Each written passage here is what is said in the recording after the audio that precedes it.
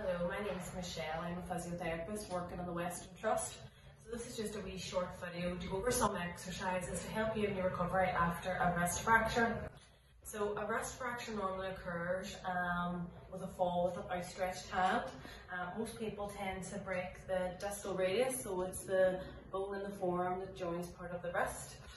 Some people can also have associated fracture to the ulna, the bone on the outside of the wrist. Okay. Your consultant at Fracture Clinic will decide how this is managed. Most people, it's through conservative management and a cast 46 weeks. Okay. When you are in the cast, it's important that you keep your fingers moving as much as possible and your thumb moving as much as possible within the limits of the cast, and then also maintain an elbow range of movement, so just bending your wrist up and down, and then shoulder range of movement, lifting your arm above head. Okay. When the wrist cast comes off, then it's normal enough for your wrist to be quite stiff, and as well for a lot of swelling within the wrist. Okay. A lot of people find when they come out of cast as well that they have a bit more pain than they did when it was supported within the cast. Okay. So it's important that you take regular pain relief prescribed by your GP or speak to the pharmacist. We would recommend that you don't take anti-inflammatories after a wrist fracture, just to allow that inflammatory process to allow the bone to heal. Okay. If the wrist is very swollen, when you come out of cast or for the few weeks after that, we recommend elevating it on a pillow. Okay, and massage can also help as well. So a bit of cream or moisturiser, and you're just pushing up the forearm. Okay. This will also help as well if the muscles in and around the forearm can be quite tight just from being immobilised for several weeks.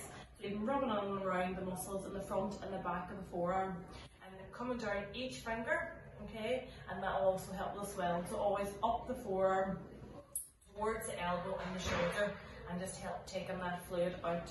Okay, so exercises that we would recommend after a wrist fracture, as I said before, moving the elbow, ensure you have no restrictions there, and then moving on to the wrist.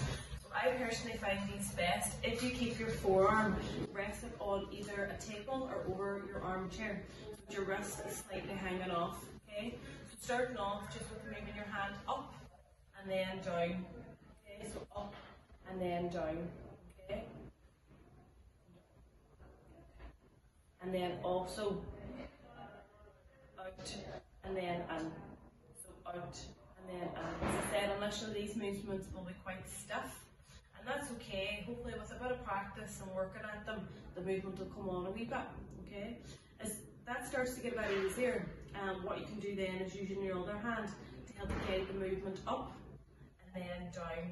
Okay, so same again, up and then down, and if that's comfortable enough, you can even be holding those movements 5 to 10 seconds and the same down, and then also with the out and then movements, using your other hand to guide it a bit further. The next one then is helping with this palm up to the ceiling. So again, you can keep your forearm rested on the table, and you just practice turning the palm up and then down. Okay, so up and then down. Again, you can also use your other hand to turn it up and down. Okay, so up and down. It might actually be easier to do that movement if you have your elbow tucked under your side, just to ensure that you're not moving your shoulder. Same again, turning the palm forward up to the ceiling and then down to the floor. So up to the ceiling and down to the floor. And that's all the movements to help your wrist improve the movement in it. Okay? So as well then, it's important that we get the hand moving. So even with basic exercises like opening and closing the hand. Okay? And this can help with the swelling as well, and it'll help with the tightness in the fingers. It's good as well to do that with a wee sponge or a rolled up pair of socks, to just squeeze them, so in and out, or a wee stress ball the spine as well, and that will help with the strength in the fingers also. Okay. Moving on then to your thumb, so trying to touch each fingertip. Okay, so forward and back. Alright, again, all these exercises you can do about 5 to 10 times, 3 times a day. As that gets a bit easier, you can work down each finger. Okay. And don't be alarmed if these movements are a bit restricted at the start. As you practice them and keep working at them, the movement will improve. So after about 8 weeks from your wrist fracture, if pain settling and the movements improvement, we would then start doing some strengthening exercises. Okay. So with a light weight, tin of beans or a bottle of water, whatever you've got at home, and you're doing the same movements again. So just your wrist up and then down. And this is just strengthening the muscles at the back of the forearm.